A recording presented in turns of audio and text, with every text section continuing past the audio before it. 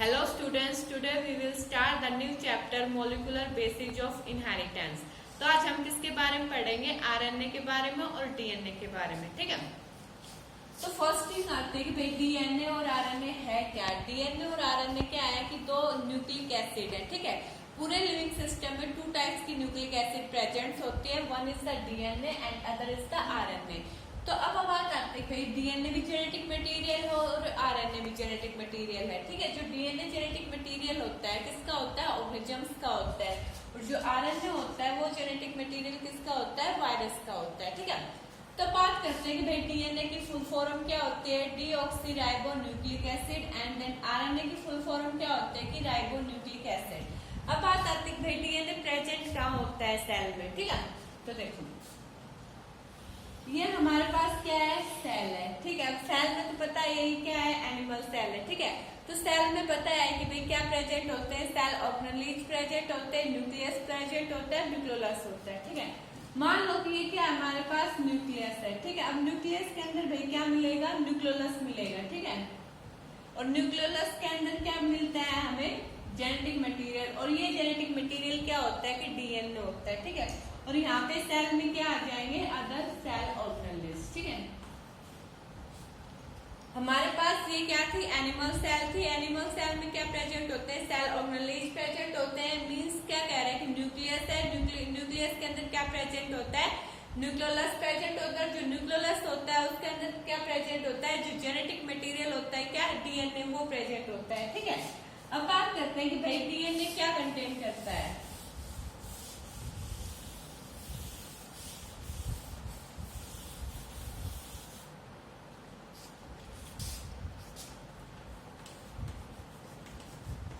DNA क्या contain करता है? एक तो क्या? शुगर, और second nitrogen base pairs, third क्या? Phosphate group.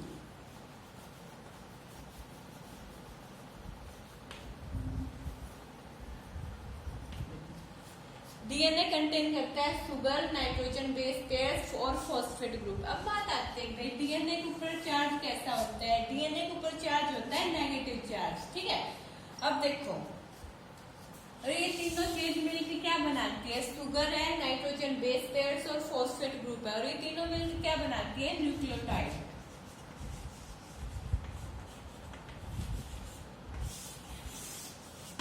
ठीक है, क्या बनाती है? न्यूक्लियोटाइड। अब एक चीज होती है nucleoside.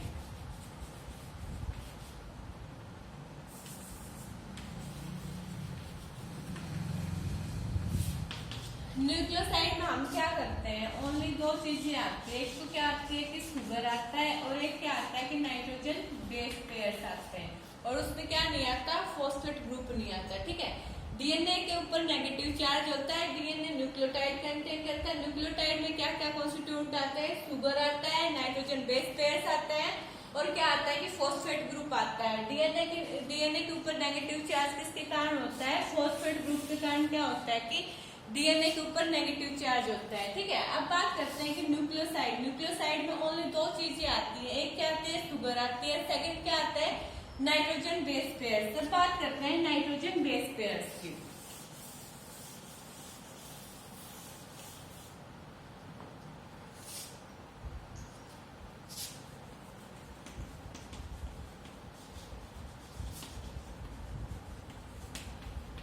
Nitrogen base pairs to types के होते हैं, one is the purine and other is the pyrimidine.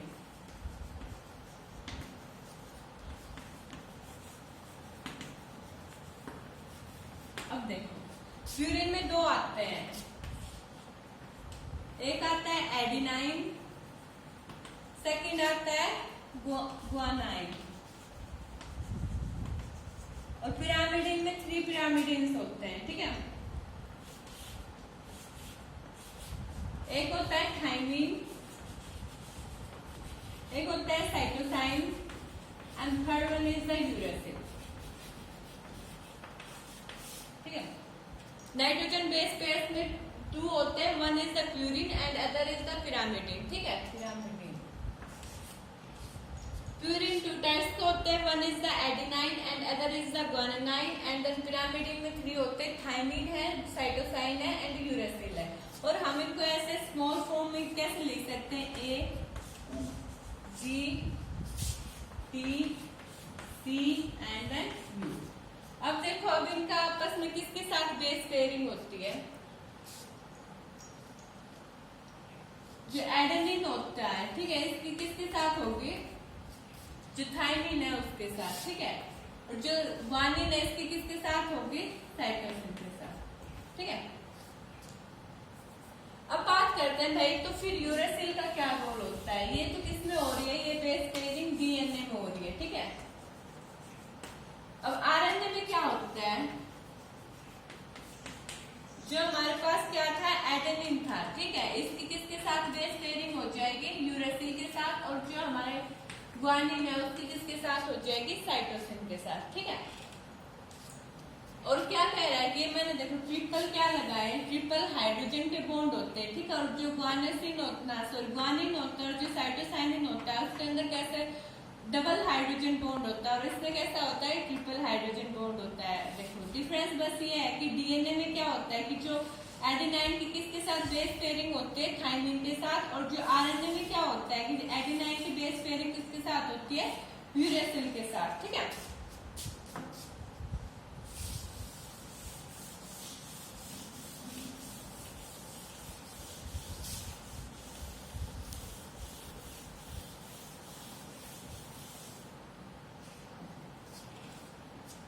अब बात करते हैं डीएनए के डबल हेलिक्स मॉडल के बारे में।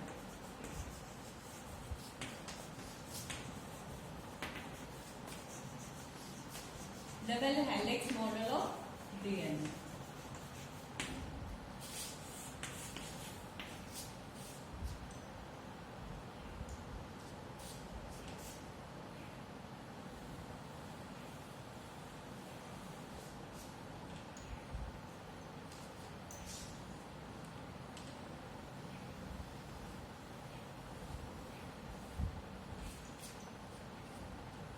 ये क्या है, डीएनए, और ये कैसा है, डबल स्टैंडर्ड है, ठीक है। अब इनके अंदर किसकी बेस पेयरिंग होगी, नाइट्रोजन बेस पेयर के साथ, ठीक है। यहाँ पे क्या है, एडेनिन है तो क्या आएगा, थायमिन आएगा, ठीक है, और ट्रिपल बॉन्ड आएगा। नेक्स्ट फिर क्या आएगा, ग्वानिन है तो क्या आएगा, साइटोसाइन आएगा, ठीक है। फिर ऐसे ही चलता रहेगा।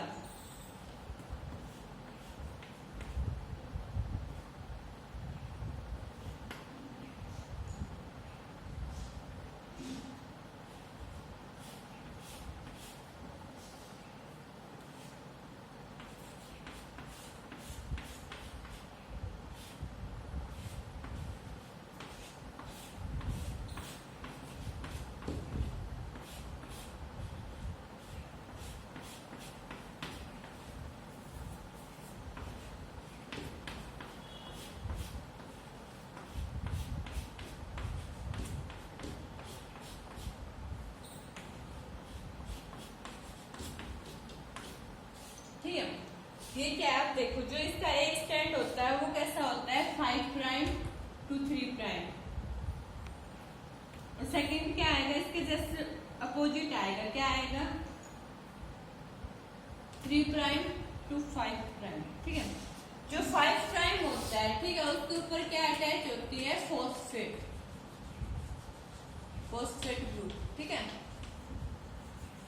और जो 3 प्राइम होता है उसके ऊपर क्या आता है कि OH ग्रुप, ठीक है, मींस हाइड्रोक्सिल ग्रुप।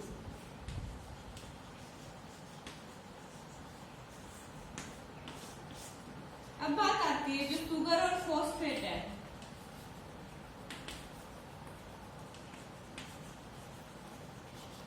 उसके बीच में बॉन्ड कैसा होता है, फॉस्फोडाइजेस्टर बॉन्ड।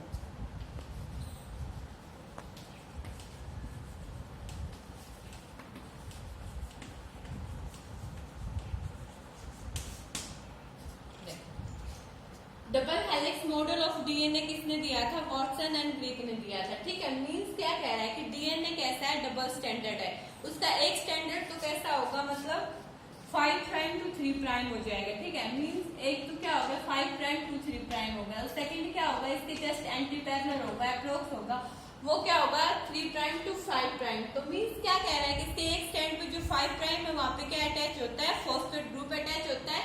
जो 3 प्राइम होता है वहाँ पे क्या होता है कि हाइड्रोक्साइल ग्रुप अटैच होता है, ठीक है। और जो इनके अंदर किसकी बेस पेयरिंग हो रही है, नाइट्रोजन बेस पेयर्स की हो रही है, ठीक है। मीन्स क्या कह रहा है कि जो नाइट्रोजन बेस पेयर्स के बीच में बॉन्ड कैसा होता है कि हाइड्रोजन बॉन्ड होता है, ठीक है। अब बात आती है कि जो बैकबोन होते हैं किसकी, डीएनए की, वो किसकी बनी हुई होती है, शुगर और फॉस्फेट की, ठीक है। मीन्स क्या कह रहा है कि ये इसकी क्या है, बैकबोन ही है, और ये किसकी मिल के बनी हुई है, शुगर और फॉस्फेट की, ठीक है। और शुगर और फॉस्फेट के बीच में कौन सा बॉन्ड होता है, फॉस्फोडाइजेस्टर बॉन्ड होता है, ठीक है। अब बात आती है जो इनके बीच का मतलब एक ये एक कंप्लीट क्या हो रहा है कि एक हेलिक्स है, ठीक है। इसमें क्या कह रहा है, कितना डिफरेंस है, 3.4 नैनोमीटर, ठीक है। और कितने वो आ सकते हैं इसमें, 10 बेस पेयर आ सकते हैं। अगर हम इसकी क्या कह रहे हैं कि जो डीएनए के डायमीटर की बात करते हैं, ठीक है। मीन्स जो इनके जो लास्ट में मीन्स क्या कह रहे हैं कि 2 स्टैंड है, ठीक है, उनके बीच की डायमीटर की बात करते हैं तो कितना आता है 20 एंगस्ट्रॉम, ठीक है।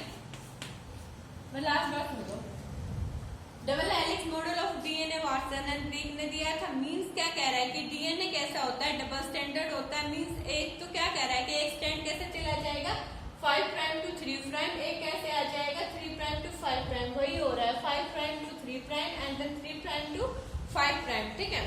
तो बात आती है कि भाई जो शुगर की मतलब जो बैकबोन होती है वो किससे मिलके बनी होती है, शुगर और फॉस्फेट से मिलके बनी होती है। और जो शुगर और फॉस्फेट के बीच में कौन सा बॉन्ड होता है, फॉस्फोडाइजेस्टर बॉन्ड होता है, ठीक है। अब बात करते हैं कि जो इसकी क्या है डीएनए, डीएनए के अंदर किसकी बेस पेयरिंग हो रही है, नाइट्रोजन बेस पेयर की क्या हो रही है, पेयरिंग हो रही है। और नाइट्रोजन बेस पेयर के बीच में कौन सा बॉन्ड होता है, हाइड्रोजन बॉन्ड होता है, ठीक है। अब क्या कह रहा है कि ये एक हेलिक्स है, ठीक है। अब ये एक हेलिक्स है तो इसमें क्या कह रहा है कि कितना वो होता है, डिस्टेंस 3.4 नैनोमीटर होता है, ठीक है। और क्या कह रहा है कि एक हेलिक्स में कितने बेस पेयर आ सकते हैं, 10 बेस पेयर आ सकते हैं। और जो क्या कह रहा है कि जो डीएनए पे डबल स्टैंडर्ड होता है, 2 स्टैंड्स के बीच में मतलब डायमीटर कितना होता है 20 एंगस्ट्रॉम, ठीक है। अब बात करते हैं किसकी, सेंट्रल डॉगमा की। सेंट्रल डॉगमा में क्या होता है, देखो जब डीएनए से डीएनए बनता है तो क्या होता है कि रेप्लिकेशन होती है, ठीक है। जब डीएनए से एमआरएनए या आरएनए बनता है उस प्रोसेस को हम क्या बोलते हैं, ट्रांसक्रिप्शन, ठीक है। जब एमआरएनए से क्या बनता है, प्रोटीन, उस प्रोसेस को हम क्या बोलते हैं, ट्रांसलेशन, ठीक है। अब देखो जब डीएनए से डीएनए बना तो उसमें कौन हेल्प करता है, रेप्लिकेज नाम का एंजाइम। और डीएनए से जब एमआरएनए बनता है तो क्या कौन सा एंजाइम हेल्प करता है, ट्रांसक्रिप्टेज, ठीक है। जब हमारे पास डीएनए से डीएनए बना तो उस प्रोसेस को हमने क्या नाम दिया, रेप्लिकेशन,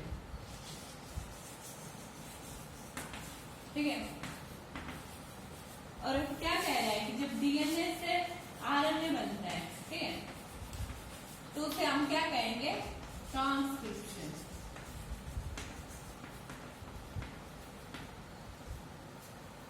और क्या कह रहा है कि जब आरएनए से प्रोटीन बनता है उसे हम क्या बोलते हैं, ट्रांसलेशन। अब देखो जब आरएनए से वापस डीएनए बन जाए, ठीक है, उसे हम क्या कहेंगे, रिवर्स ट्रांसक्रिप्शन।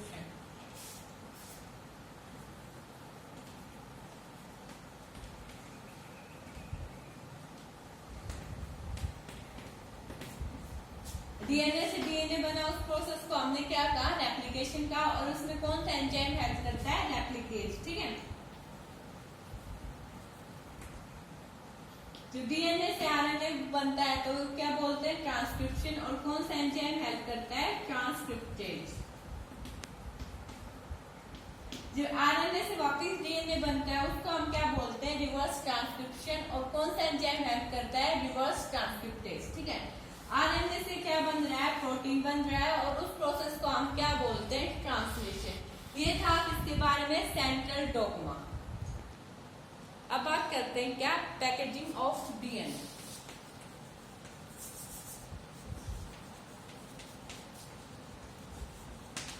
भाई मीन्स क्या कह रहा है कि डीएनए को कैसे पैक किया जाता है। सबसे पहले किसमें बात करते हैं हम, प्रोकैरियोट्स में। प्रोकैरियोट्स तो मीन्स सभी को पता होगा क्या होते हैं, यूनिसेलुलर ऑर्गेनिजम्स होते हैं, ठीक है। अब इसमें क्या कह रहा है कि जो न्यूक्लियस तो प्रेजेंट नहीं होता, क्या प्रेजेंट होता है, न्यूक्लियोइड। और ये किसमें पैक होते हैं, न्यूक्लियोइड में पैक होते हैं, ठीक है। मीन्स क्या कह रहा है कि जो प्रोकैरियोट्स में डीएनए होता है वो किसमें पैक होता है, न्यूक्लियोइड में, ठीक है। अब देखो डीएनए के पास क्या है, नेगेटिव चार्ज है, ठीक है। कैसा चार्ज है, नेगेटिव। और जो प्रोटीन होता है, ठीक है, उसके पास कैसा चार्ज होता है, पॉजिटिवली चार्ज, ठीक है। ये दोनों आपस में क्या करते हैं, अट्रैक्ट करते हैं और किसमें जाकर पैक हो जाता है, न्यूक्लियोइड में। ये क्या था, packaging of DNA in prokaryotes. अब बात करते हैं packaging of DNA in eukaryotes, ठीक है। तो देखो ये क्या है हमारे पास, डीएनए। और डीएनए कौन सा है, B form DNA. B form DNA means जो कि किसकी तरफ मूव करता है, राइट हैंड की तरफ मूव करता है, ठीक है। तो इसका साइज कितना है, 2 नैनोमीटर, ठीक है। अब आगे क्या कह रहा है, अब देखो इसकी जो हमारे पास डीएनए था, डीएनए की मीन्स कैसे पैक हो रहा है, वो कंप्लीट प्रोसेस चल रही है। तो पहले हमारे पास क्या था कि बी फॉर्म डीएनए था, ठीक है। अब क्या कह रहा है कि जो ये डीएनए है किसमें वो हो जाएगा, कन्वर्ट तो नहीं बोल सकते, मीन्स किसमें इसकी अगली प्रोसेस आएगी, न्यूक्लियोसोम मॉडल की, ठीक है। न्यूक्लियोसोम मॉडल देखो होता क्या है, सबसे पहले ये देख लो। अब हमारे पास 2 नैनोमीटर का क्या था कि डीएनए था। अब इसका साइज कितना हो चुका है, 11 नैनोमीटर हो चुका है, ठीक है। मीन्स क्या कह रहा है कि हर एक क्या हो रहा है कि ये हेलिक्स है, ठीक है। हर एक हेलिक्स में क्या है कि न्यूक्लियोसोम है। न्यूक्लियोसोम मीन्स क्या कह रहा है कि हिस्टोन के ऑक्टामर है, ठीक है। अब देखो जो हिस्टोन ऑक्टामर या मीन्स न्यूक्लियोसोम होता क्या है, ठीक है। फर्स्ट थिंग तो आती है कि जो डीएनए होता है यूकैरियोट्स में, उसके ऊपर कैसा चार्ज होता है, नेगेटिव चार्ज होता है, ठीक है। और ये अब नेगेटिव चार्ज है, ठीक है। डीएनए क्या है कि नेगेटिव चार्ज और किसके साथ इंटरेक्ट करेगा, जो हमारे जो हिस्टोन प्रोटीन होती है, ठीक है। जो हिस्टोन प्रोटीन होती है उसके ऊपर चार्ज कैसा होता है, पॉजिटिव चार्ज है। और ये दोनों क्या कह रहे हैं कि आपस में इंटरेक्ट करते हैं, ठीक है। हिस्टोन प्रोटीन 4 टाइप्स की होती है, H2A, H2B, H3 and then H4, ठीक है। एक हिस्टोन पर कितने 100 बेस पेयर क्या हो सकते हैं, रैप हो सकते हैं, ठीक है। ये क्या है हमारे पास जो ब्लू कलर में, ठीक है, ब्लू कलर में राउंड राउंड क्या है, ये है कि हिस्टोन ऑक्टामर है। और इसके ऊपर क्या हो रहा है कि जो डीएनए है, डीएनए क्या हो रहा है, इसके ऊपर रैप हो रहा है, ठीक है। और ये क्या है, लिंकर भी बोल सकते हैं इसको। और क्या है ये, H1 हिस्टोन, ठीक है। तो क्या कह रहा है कि जो 11 नैनोमीटर का क्या था कि हमारे पास डीएनए था, उसके हर एक हेलिक्स में क्या है कि एक न्यूक्लियोसोम है, ठीक है। मीन्स ये चीज है इसके हर एक हेलिक्स में। और इसका साइज कितना हो चुका है, 11 नैनोमीटर। और क्या कह रहा है कि ये लेस कॉम्पैक्ट फॉर्म होती है किसकी, डीएनए की, किसके साथ, हिस्टोन के साथ, ठीक है। मैं दोबारा सुन लो। फर्स्ट थिंग हमारे पास डीएनए कैसा है, बी फॉर्म डीएनए है। बी फॉर्म डीएनए क्या होता है कि जो राइट हैंड की तरफ मूव कर सके। और इसका साइज कितना होता है, 2 नैनोमीटर। अब आगे जाकर किसमें मीन्स क्या हो रहा है कि चेंज हो रहा है, किसमें, न्यूक्लियोसोम मॉडल आना स्टार्ट हो गया। अब न्यूक्लियोसोम मॉडल मीन्स क्या कह रहा है कि इसकी जो डीएनए था हमारे पास 11 नैनोमीटर का तो हो ही रहा है, इसके हर एक हेलिक्स में क्या है, न्यूक्लियोसोम है, ठीक है। मीन्स या क्या है, हिस्टोन ऑक्टामर है, ठीक है। जो हिस्टोन होती है, ठीक है, मीन्स डीएनए के ऊपर क्या है, नेगेटिव चार्ज है। और हिस्टोन कैसा है, पॉजिटिव चार्ज है। इन दोनों में क्या हो रहा है कि आपस में इंटरेक्शन हो रही है, ठीक है। जो हिस्टोन होती है उसके ऊपर क्या रैप हो रहा है, डीएनए रैप हो रहा है, ठीक है। हिस्टोन 4 टाइप्स की होती है, H2A, H2B, H3 and then H4, ठीक है। और क्या कह रहा है कि एक हिस्टोन पर कितने बेस पेयर्स रैप हो सकते हैं, 100 बेस पेयर्स रैप हो सकते हैं, ठीक है। ये क्या था किसके बारे में, न्यूक्लियोसोम मॉडल के बारे में। अब हमने क्या पढ़ लिया था, न्यूक्लियोसोम मॉडल तक पढ़ लिया था। अब आगे देखते हैं कि भाई जो डीएनए है वो कैसे पैक हो रहा है, ठीक है। तो देखो यहाँ तक तो हमने पढ़ लिया था कि इसके हर एक टर्न में क्या है कि मीन्स न्यूक्लियोसोम है, ठीक है। अब देखो आगे क्या कह रहा है कि जो हमारा क्या था कि जो डीएनए है उसका साइज कितना हो जाएगा, 30 नैनोमीटर हो जाएगा, ठीक है। अब क्या कह रहा है कि जो इसका हर एक टर्न है, ठीक है, उसमें क्या कह रहा है कि 6 न्यूक्लियोसोम है, ठीक है। एक ये टर्न था, ठीक है, कंप्लीट। इसमें क्या है कि 6 न्यूक्लियोसोम है, 1 2 3 4 5 6, ठीक है। नेक्स्ट टर्न में भी क्या है कि 6 न्यूक्लियोसोम है, ठीक है। और इसको हम क्या बोल सकते हैं, सोलेनोइड बोल सकते हैं, ठीक है। अब आगे जाकर क्या कह रहा है कि इसमें मतलब क्या हो रहा है, कंडेंस हो जाएगा जो क्रोमोसोम्स होते हैं उसमें कंडेंस हो जाएगा कब? At the metaphase and anaphase stage पे, ठीक है। अब देखो ये दो क्रोमोसोम है, एक में तो क्या है, एक का साइज क्या होगा 300 नैनोमीटर और नेक्स्ट का क्या है कि 700 to 1600 नैनोमीटर, ठीक है।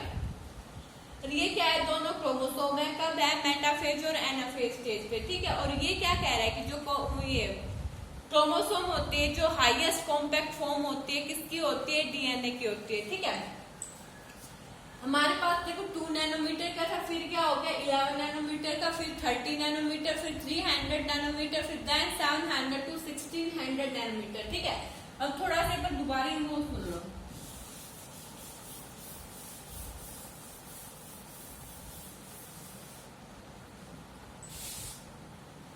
न्यूक्लियोसोम मॉडल के बाद देखो हमने पढ़ लिया था न्यूक्लियोसोम मॉडल, उसके बाद क्या कह रहा है कि किसमें कंडेंस होता है? एक देखो क्रोमेटिन होता है, ठीक है। क्या होता है? क्रोमेटिन होता है, ठीक। क्रोमेटिन में क्या होता है, कैसे दिखते हैं? जैसे कि बीड्स नहीं होते हैं स्ट्रिंग पे, ठीक है, उस तरह दिखाई देते हैं, means beads on string. Nucleosome मतलब क्रोमेटिन में कैसे दिखाई दे रहा है? बीड्स ऑन स्ट्रिंग, ठीक है। जो मैंने अभी क्या बताई थी, जो कि क्या है, सोलोनॉइड फॉर्म है, ठीक है। ये क्या है? बीड्स हैं, ठीक है। ये क्रोमेटिन है, ठीक है। अब जाके क्या कह रहा है कि ये क्रोमेटिन किसमें कंडेंस हो जाएगा? क्रोमेटिन फाइबर्स में, ठीक है। जो क्रोमेटिन फाइबर्स आके जाके किसमें कंडेंस हो जाएंगे? क्रोमोसोम में। और कौन सी स्टेज पे? मेटाफेज स्टेज पे, ठीक है। हमारे पास सबसे पहले क्या था कि बी फॉर्म डीएनए था, उसके बाद इसमें आया वो न्यूक्लियोसोम मॉडल आ गया, ठीक है। न्यूक्लियोसोम मॉडल के पास क्या हुआ कि जो क्रोमेटिन था, ठीक है, ये क्या है? क्रोमेटिन है, उसके ऊपर क्या है? ये न्यूक्लियोसोम है। न्यूक्लियोसोम मतलब कैसे दिख रहे हैं? जैसे कि ये कोई स्ट्रिंग है, ठीक है, और उसके ऊपर क्या है? बीड्स है, ठीक है। अब जो ये क्रोमेटिन था किसमें चला जाएगा? क्रोमेटिन फाइबर्स में कंडेंस हो जाएगा, और जो क्रोमेटिन फाइबर थे वो किसमें कंडेंस हो जाएंगे? क्रोमोसोम में। क्रोमोसोम में कौन से स्टेज पे होते हैं? मेटाफेज स्टेज पे, ठीक है। मीन जो हमारे जेनेटिक मटेरियल पैक होता है वो किसमें होता है? क्रोमोसोम्स में। ये क्या था कि पैकेजिंग ऑफ डीएनए। अब बात करते हैं the search for genetic material. तो एक साइंटिस्ट था जिसका नाम क्या था? Friedrich drifting. इन्होंने क्या दिया था? एक प्रिंसिपल दिया था जिसका नाम क्या था? ट्रांसफॉर्मिंग प्रिंसिपल, ठीक है। मीन्स जो ये ड्रिफ्ट साहब थे ये क्या कर रहे थे कि मतलब जो स्ट्रेप्टोकोकस निमोनिया है, ठीक है, उसको क्या किया कि इन्होंने कल्चर प्लेट में क्या करवाया कि ग्रो करवाया, ठीक है। इसने क्या किया कि एक कल्चर प्लेट थी, ठीक है, उसके ऊपर क्या किया कि जो स्ट्रेप्टोकोकस निमोनी बैक्टीरिया है इसको क्या किया कि कल्चर प्लेट के ऊपर क्या करवाया? ग्रो करवाया, ठीक है। तो फर्स्ट थिंग ये सुन लो कि जो स्ट्रेप्टोकोकस निमोनी बैक्टीरिया होता है ये किसका बैक्टीरिया होता है? निमोनिया का बैक्टीरिया होता है। और क्या कॉज करता है? किसका इन्फेक्शन कॉज करेगा? ऑब्वियसली बात है निमोनिया करेगा, ठीक है। और क्या किया कि इन्होंने क्या करवाया कि जो स्ट्रेप्टोकोकस निमोनी बैक्टीरिया था, ठीक है, इसको किसके ऊपर क्या करवाया? कल्चर प्लेट के ऊपर ग्रो करवा दिया, ठीक है। तो दो टाइप्स की कॉलोनी प्रोड्यूस की इसने, ठीक है। जो स्ट्रेप्टोकोकस निमोनी बैक्टीरिया था इसने क्या किया कि 2 टाइप्स की कॉलोनी वो क्या की प्रोड्यूस की। एक क्या थी? साइनी कॉलोनीज थी, एक क्या थी? रफ कॉलोनीज थी, ठीक है। जो देखो जो साइनी कॉलोनीज थी, ठीक है, वो क्या कंटेन कर रही थी? म्यूकस पॉलीसैकेराइड की कोट। क्या कंटेन कर रही थी? म्यूकस पॉलीसैकेराइड की कोटिंग,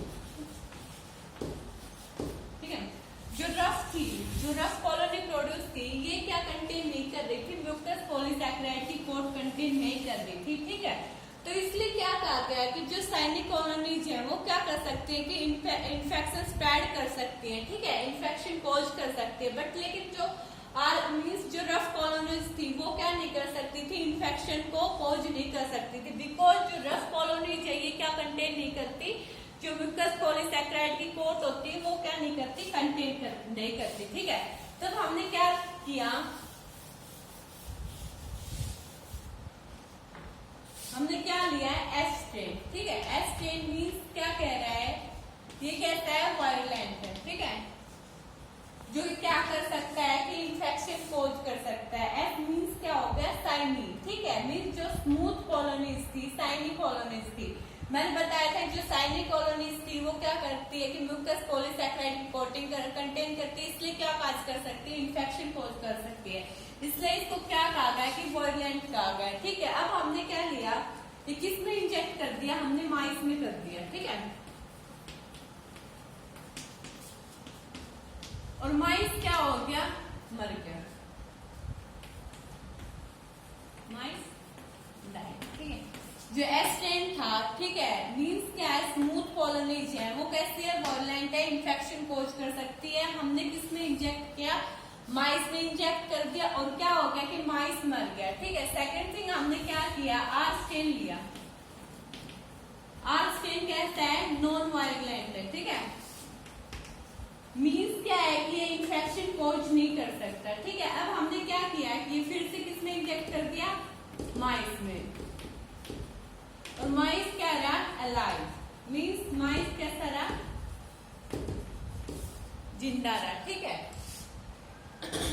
एस्ट्रेन इंजेक्ट किया था माइस में, माइस मर गया, आस्ट्रेन इंजेक्ट किया तो माइस क्या रहा कि जिंदा रहा। फिर इन्होंने क्या किया, जो सामने और किया आगे एक्सपेरिमेंट इसी के ऊपर, इसने क्या किया, जो एस्ट्रेन था उसको हीट किल कर दिया। ठीक है,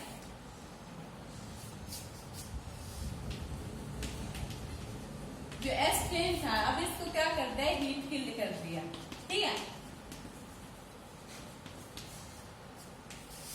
मीन्स क्या है कि जो स्मूथ कॉलोनीज को क्या दी थी, हीट प्रोवाइड की, तो वो क्या हो गया कि उसकी जो कोटिंग थी, मीन्स क्या कह रहे हैं, वो हट गई। ठीक है, म्यूकस पॉलीसैकेराइड की कोटिंग थी, जब मीन्स उसको हीट किया गया तो वो हट गई। ठीक है, अब किसमें फिर से इन्होंने क्या किया कि इंजेक्ट किसमें कर दिया, माइस में,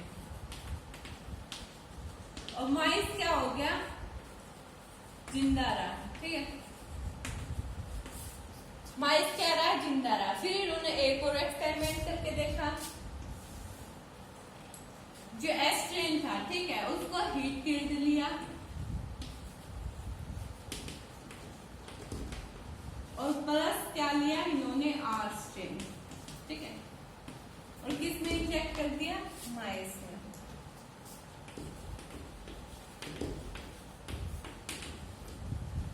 और माइस क्या हो गया, मर गया, माइस डाइड।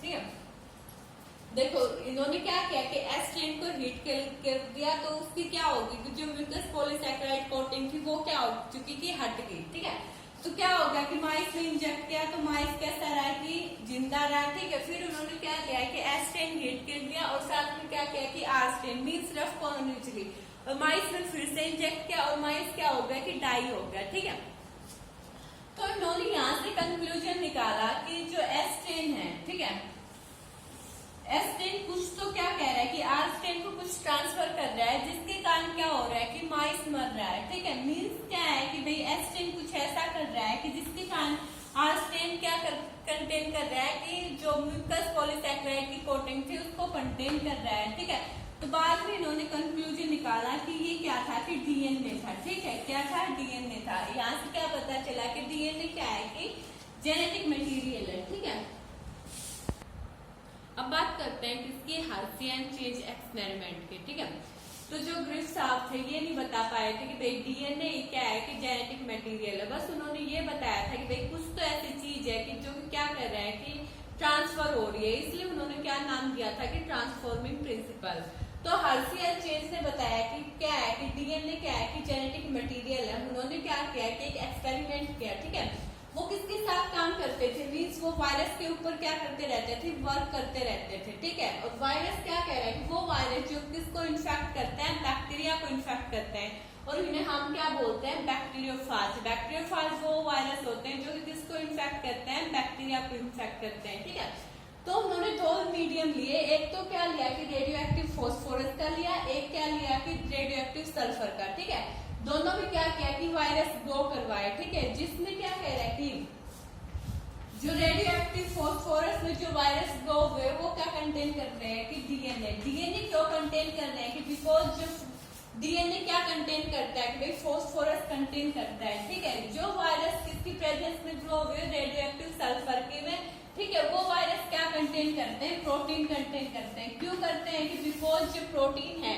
वो क्या कंटेन करता है कि सल्फर कंटेन करता है। ठीक है, ये क्या था कि मतलब उन्होंने अपना ये स्टार्टिंग पॉइंट था। ठीक है, उन्होंने वायरसेस को ग्रो करवा दिया। वायरसेस को ग्रो करवाने के बाद क्या कह रहे हैं कि जो रेडियो एक्टिव फॉस्फोरस कंटेन करते हैं जो वायरस, वो क्या कंटेन करते हैं, मीन्स डीएनए कंटेन करते हैं। जो रेडियो एक्टिव सल्फर की प्रेजेंस में ग्रो हुए वायरस, वो वायरस क्या कंटेन कर रहे हैं, प्रोटीन कंटेन कर रहे हैं। क्यों कर रहे हैं प्रोटीन कंटेन, बिकॉज जो डीएनए होता है वो प्रोटीन कंटेन नहीं करता।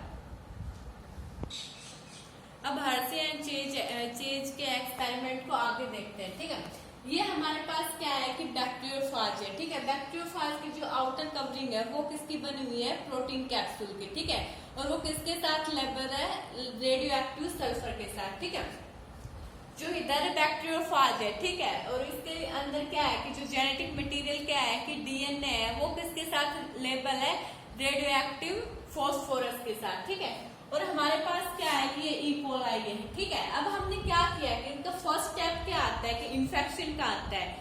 तो भाई इकोलाई क्या है कि हमारे पास बैक्टीरिया है और ये क्या है, हमारे पास बैक्टीरियोफाज है। अब हमने क्या किया कि भाई अलाउ कर दिया किसके लिए कि भाई जो बैक्टीरियोफाज है किसके साथ अटैच हो जाए, इकोलाई के साथ। ठीक है, अब देखो फर्स्ट स्टेप क्या आता है कि इकोलाई ना सॉरी फर्स्ट स्टेप क्या आता है कि इन्फेक्शन। इन्फेक्शन में क्या हुआ कि जो बैक्टीरियोफाज था किसके साथ अटैच होगा, इकोलाई बैक्टीरिया के साथ। देखो ये क्या कह रहा है कि ये बैक्टीरियोफाज किसके साथ अटैच हो चुका है, इकोलाई के साथ अटैच हो चुका है। इसमें भी क्या होगा कि सेम इसी तरह इसमें भी क्या होगा कि जो बैक्टीरियोफाज है किसके साथ अटैच हो जाएगा, इकोलाई के साथ अटैच हो जाएगा। ठीक है, सेकेंड प्रोसेस में क्या होता है कि भाई अब देखो इन्फेक्शन स्टार्ट होना मतलब इन्फेक्शन स्टार्ट होता है, इन्फेक्शन प्रोसीड हो रहा है, तो हम क्या करेंगे कि ब्लेंडर की हेल्प से क्या करवा देंगे, ब्लेंडिंग करवा देंगे। मीन्स क्या कह रहे हैं कि जो वायरल कोट्स है, ठीक है, ये वायरल कोट्स थी, हमने इनको क्या कर दिया कि रिमूव कर दिया। ठीक है, रिमूव करने के बाद थर्ड स्टेप क्या आता है कि सेंट्रीफ्यूगेशन।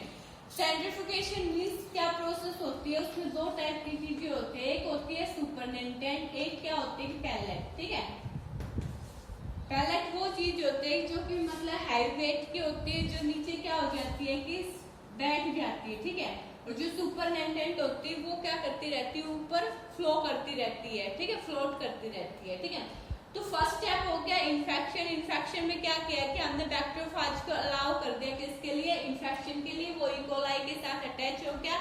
जब इन्फेक्शन प्रोसीड होता है तो हमने क्या किया कि ब्लेंडर के हेल्प से क्या करवा दिया, जो वायरल कोट्स थे उनको क्या करवा दिया, रिमूव करवा दिया।